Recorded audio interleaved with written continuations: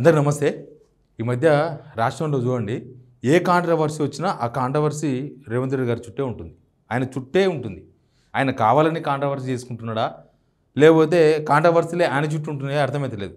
సరే, ముఖ్యమంత్రి ఉన్నప్పుడు అన్నిటికీ ఆయన బాధ్యత వహించాల్సి వస్తుంది. కానీ ఆయనకు సంబంధం లేని వ్యవహారాల్లో కూడా ఆయన చుట్టే ఉంటున్నాయి. మినిస్టర్స్ సేఫ్, మినిస్టర్స్ సైలెంట్ అయిపోతున్నారు, సైడ్ అయిపోతున్నారు, మాకేం సంబంధం లేదంటూ వదిలేస్తున్నారు. వాళ్ళ శాఖలకు సంబంధించిన ఇష్యూస్లో కూడా వాళ్ళు ఎవ్వరూ బయటికి మాట్లాడతలేరు. వాళ్ళ శాఖలకు సంబంధించిన ఇష్యూస్లో కూడా వాళ్ళు ఎవ్వరూ అంత ఓపెన్గా కాంట్రవర్సీ విధంగా మాట్లాడుకుంటలేరు. చాలా సేఫ్ గేమ్ ఆడుతున్నారు మినిస్టర్స్. రేవంత్ రెడ్డి ఒక్కడే కాంట్రవర్సీ అవుతున్నాడు. ఎందుకు? రేవంత్ రెడ్డి ఒకప్పుడు కాంట్రవర్సీ అయ్యాడు, ఇప్పుడు ముఖ్యమంత్రి అయ్యాడు. ఇక ఇప్పుడు కాంట్రవర్సీ అయ్యేది ఏం లేదు. ఇప్పుడు లోపలికోవడమే తప్ప బయటకు వచ్చేది ఏం లేదు. ఆయన కింద ఉన్నప్పుడు, అంటే ఆయన జస్ట్ ఎమ్మెల్యేగా ఉన్నప్పుడు, ఆయన ఏదో టీడీపీలో ఉన్నప్పుడు ఏదో కాంట్రవర్సీ, ఓటుకు నోటు కేసు, ఆ కేసు తర్వాత, ఆ కాంట్రవర్సీ తర్వాతనే రేవంత్ రెడ్డి అనే మనిషి ఇంకా ఎక్కువ ఎక్స్పోజ్ అయ్యిండు, ముఖ్యమంత్రి అయ్యిండు. కానీ ఇప్పుడు ఏం చేయాలో అదే చేయాలి. ఇప్పుడు కాంట్రవర్సీలు చేసుకోవడం వల్ల ఆయనకు నష్టమే. కానీ ఎందుకు జరుగుతుంది ఇదంతా అనే దానిపైన మనం మాట్లాడదాం. మాట్లాడకన్నా ముందు సబ్స్క్రైబ్ చేసుకున్న వాళ్ళు సిగ్నల్ టీవీ సబ్స్క్రైబ్ కూడా చేసుకోండి. కిందనే ఉన్న బటన్ ఒక్కసారి నొక్కితే సబ్స్క్రైబ్ అయిపోతుంది. సబ్జెక్ట్లోకి పోతే, ఏ సబ్జెక్ట్ అయినా రేవంత్ రెడ్డి ఎందుకు? ఇప్పుడు ఆయనకు సంబంధం లేని సబ్జెక్టు నిన్న మొన్న మాట్లాడాడు. రాష్ట్ర ఆర్థిక పరిస్థితి బాగాలేదు, రాష్ట్ర దివాలా తీసింది, ఎక్కడన్నా పోతే చెప్పుడు దొంగలాగా చూస్తున్నారు. నిజానికి ఒకవేళ అట్లాంటి సిచ్యువేషన్ ఏమైనా ఉంటే ఖచ్చితంగా ఫైనాన్స్ మినిస్టర్ మాట్లాడాలి కదా. చాలాసార్లు వేదికల మీద రేవంత్ రెడ్డి చెప్పిండు. ఏమని చెప్పిండు? మొత్తం బట్టెన దగ్గరే ఉన్నాయి, ఆయన ఇచ్చేసే డబ్బులు వేరే మంత్రులకు, జనాలకు చెప్పిండు. మీకు 4,000 ఉన్నాయి రకరకాలు, మీకు వచ్చేస్తుంది 6,000 రూపాయలు, 6,000 రూపాయలు కాదు 12,000 రూపాయలు మీకు రైతు భరోసా వచ్చేస్తుంది. ఇంకా పక్కనే తుమ్మల నాగేశ్వరరావు అన్న ఉన్నాడు, పక్కనే బట్టి అన్న ఉన్నారు, బట్టి అన్న ఇస్తారు, ఆయన తీసుకుంటాడు, మీకు ఇచ్చేస్తాడు. ప్రతి ఇష్యూ అంతే. ఏ ఇష్యూ వచ్చినా ఆర్టీసీ బస్సుల విషయంలో, మహిళల విషయంలో చెప్పిండు. మహిళలకు కోటీశ్వరులను చేస్తా మహిళలందరినీ విషయంలో పావులా వడ్డీయా, అసలు వడ్డీ లేని రుణమా? వడ్డీ లేని రుణం ఇస్తాం, ఇగో బట్టి అని ఇక్కడే ఉన్నాడు, మీకు వడ్డీ లేని రుణం ఇచ్చేస్తాడు. అంటే అక్కడ తప్పించుకున్నాడు, నాకేం సంబంధం లేదు, మొత్తం బట్టి విక్రమార్క ఫైనాన్స్ మినిస్టర్ కాబట్టి ఆయన్నే చూసుకుంటాడు అని. నిజానికి కూడా ఫైనాన్స్ మినిస్టర్ అంతకుముందు గవర్నమెంట్ చూలేదా? ఈటెల రాజేందర్ లేకపోతే హరీష్ రావు, వాళ్ళే పొద్దుగాలు లేస్తే ఫైనాన్స్ డిపార్ట్మెంట్తో టచ్లో ఉంటారు. ఎన్ని డబ్బులు వచ్చినాయి, ఎన్ని డబ్బులు పోయినాయి, దేనికోసం కావాలి, ప్రపోజల్స్ మాత్రమే ఇవ్వాలి వీళ్ళు. మిగతా అంతా ఫైనాన్స్ డిపార్ట్మెంటు ఆ మంత్రి మేనేజ్ చేస్తాడు, ఎవరికి ఇవ్వాలి ఎవరికి ఇవ్వకూడదని. కానీ ఇదేందో ఆయన సైలెంట్. అంటే రాష్ట్ర ఆర్థిక పరిస్థితి బాగాలేకపోయినా ఆయన సైలెంట్, నిజంగానే బాగాలేకపోతే. కాంట్రాక్టర్లు, పెద్ద కాంట్రాక్టర్లు 10%, 16% కమిషన్ తీసుకుంటున్నారు అన్నా కూడా బట్టి విక్రమార్క సైలెంట్. అంటే కాంట్రవర్సీలకు మనం పోవద్దు, ఎందుకంటే మనం ఇంతవరకు ఆపదలుచుకోవాలి. రాజకీయాలు ఇంకా ముందు చేయాలనుకుంటున్నారు వాళ్ళు. ఇప్పుడు కాళేశ్వరం గురించి మాట్లాడతారు. కాళేశ్వరం గురించి ఉత్తమ్ కుమార్ గారు ఎన్నిసార్లు మాట్లాడతారు? ఆల్రెడీ వీళ్ళందరూ మాట్లాడి అరిగిపోయిన టేప్ అది. కాళేశ్వరం మీద వీళ్ళు మాట్లాడినవన్నీ, దానిలో ఎంత నిజం ఉంది అనేది జనాలకు అర్థమైపోయింది. మొత్తం కుప్పగూలిపోయింది అన్నారు. 1,00,000 కోట్లు మొత్తం గోదావరిలో పోయినాయి అన్నారు. ఎప్పుడు? ఎలక్షన్స్ ముందు, ఎలక్షన్స్ తర్వాత తెలంగాణ జనానికి అర్థమైంది ఇది కాదు వాస్తవము, వీళ్ళు కావాలని చెప్పిండ్రు. కుంగింది ఒక బ్లాక్లో ఫియర్స్, అది 450 కోట్ల రూపాయలు పెడితే అయిపోతుంది, కానీ అది కూడా ఎల్ఎన్టీ కంపెనీ పెడతామన్నది. అయినా సరే దాన్ని ఎలక్షన్స్ ముందు మొత్తం ప్రచారం చేపించి గండం దాటేసిండ్రు. ఇప్పుడు ఉత్తమ్ కుమార్ గారు ఎన్నిసార్లు మాట్లాడతారు? ఉత్తమ్ కుమార్ రెడ్డి ఎప్పుడు అంత కాంట్రవర్సీగా పోడు. అప్పుడు ఎలక్షన్స్ అప్పుడు ఏం మాట్లాడుకున్నారు, కానీ ఎలక్షన్స్ తర్వాత ఆయన ఇరిగేషన్ మినిస్టర్గా కాళేశ్వరం కూలేశ్వరం అని మాట్లాడలే. ఆ నోటు తిరగని కోమటిరెడ్డి వెంకరెడ్డి గారు మాట్లాడినారు, ఆయన నోటు తిరగదు సరిగా, ఆయన కాళేశ్వరాన్ని కూలేశ్వరం అన్నాడు. దాన్ని పట్టుకొని ఆయన ఏదో మాట్లాడితే, దాన్ని రేవంత్ రెడ్డి గారు అవకాశం వచ్చినప్పుడల్లా ప్రతిసారి మా ఇంకా ఏమన్నాడు, కాళేశ్వరం కూలేశ్వరం అన్నాడు, అది మొత్తం కుప్పగూలిపోయింది, 1,00,000 కోట్లు గోదావరిలో వచ్చిన రోజు అదే మ్యాటర్. అంటే అబద్ధమని తెలిసిన తర్వాత కూడా దాన్ని ఇంకా నిజమని ఆయన నమ్ముతున్నాడు, జనాలు నమ్మించే ప్రయత్నం చేస్తున్నాడు. దానివల్ల ఏమవుతుంది? ఆయన చుట్టే కాంట్రవర్సీ ఉంటుంది. హైదరాబాద్ సెంట్రల్ యూనివర్సిటీ భూముల విషయం కూడా హైదరాబాద్ సెంట్రల్ యూనివర్సిటీ భూములు హైదరాబాద్ సెంట్రల్ యూనివర్సిటీ భూముల్లో రేవంత్ రెడ్డి ఎందుకు టార్గెట్ అయ్యిండు? భూములు అమ్మాలి, డబ్బులు రావాలి అనే విషయంలో రేవంత్ రెడ్డి ఒక్కడే నిర్ణయం తీసుకున్నాడా? క్యాబినెట్ నిర్ణయం తీసుకోలేదా? అంటే మంత్రులకి ఏం సంబంధం లేదా? వాళ్ళు చాలామంది అసలు మాట్లాడలేదు. అసలు ఫైనాన్స్ మినిస్టరే మాట్లాడలేదు. హైదరాబాద్ సెంట్రల్ యూనివర్సిటీ భూములు అమ్మే విషయంలో ఫైనాన్స్ మినిస్టర్ మాట్లాడలేదు. హైదరాబాద్ ఇన్ఛార్జ్ అని చెప్పుకున్న పొన్నం ప్రభాకర్ సైలెంట్ అయిపోయాడు, మాకెందుకు ఈ గొడవ అని. మిగతా మినిస్టర్సు తుమ్మా నాగేశ్వరరావు అసలు లేదు, సప్పుడే లేదు. పొంగులేటి శ్రీనివాసరెడ్డి అప్పుడప్పుడు వచ్చి కుయ్యి అంటాడు, అదేం అర్థం కాదు, ఆయనకే అర్థం కాదు. అది ఆయన ప్రతి దాంట్లో నేనున్నా అంటాడు, కానీ ఏది కూడా ప్రెషర్ పెట్టుకొని చెప్పాడు. ఏదో పైన పైన నేను మాట్లాడకపోతే ఎవరైనా ఏమో అనుకుంటారేమో అని ఏదో ఒకటి మాట్లాడాలని మాట్లాడతారు అంతే.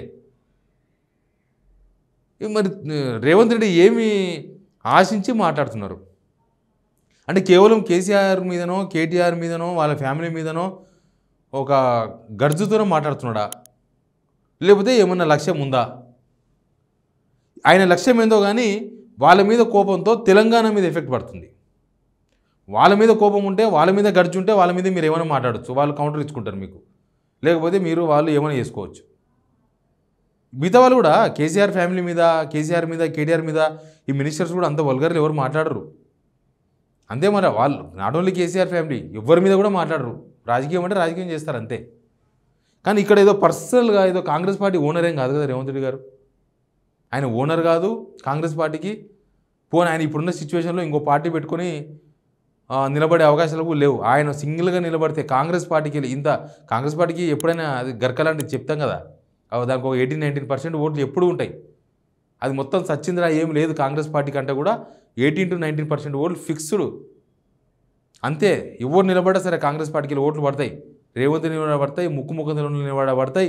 ఇంకా వాళ్ళు కాంగ్రెస్ ఫ్యామిలీస్ అని కొంతమంది ఉంటారు, వాళ్ళు కాంగ్రెస్కే ఓటేస్తారు, మనిషిని చూడరు. ఆ ఓటు కూడా రేవంత్ రెడ్డికి వస్తారో రావో డౌట్ ఉంది ఇప్పుడు. ఎందుకనంటే ఇంకా ఆయన వ్యవహారం, ఆయన కథ. అంతకుముందు టీడీపీలో ఓట్లు వేసారు, 10% టీడీపీ ఓట్లు పడ్డాయి కదా మొన్న ఎలక్షన్స్లో.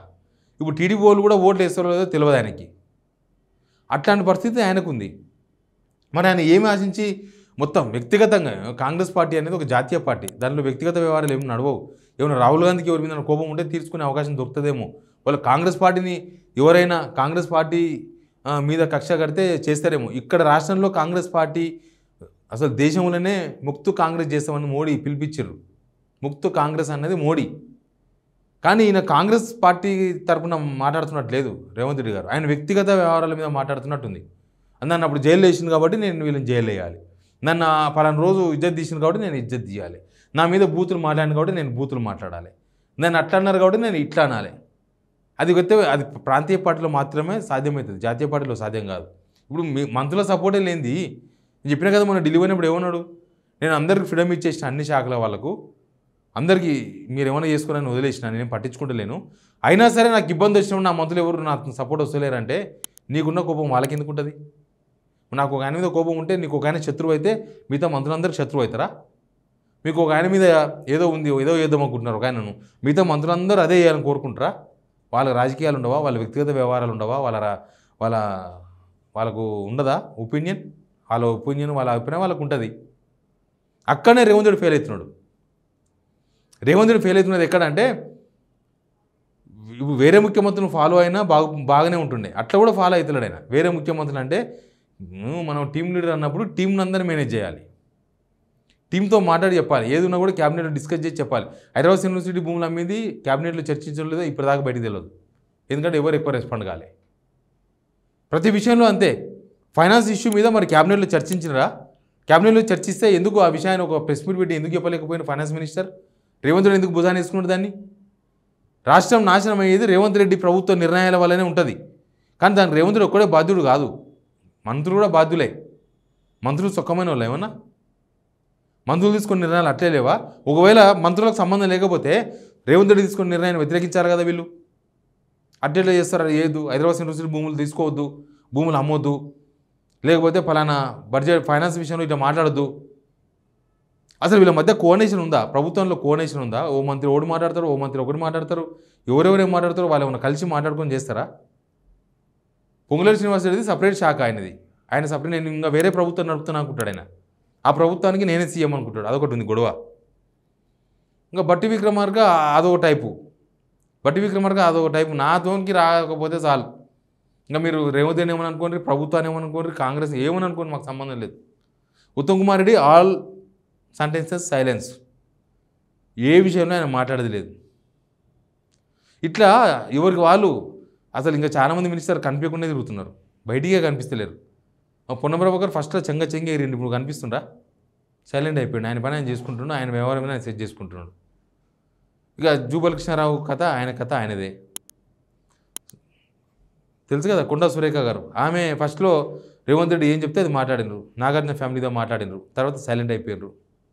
అంటే ప్రభుత్వం మీద వ్యతిరేకత వస్తుంది, మనం ఏం మాట్లాడినా జనం మన యాక్సెప్ట్ చెయ్యరు అనేది వీళ్ళకి అర్థమైంది.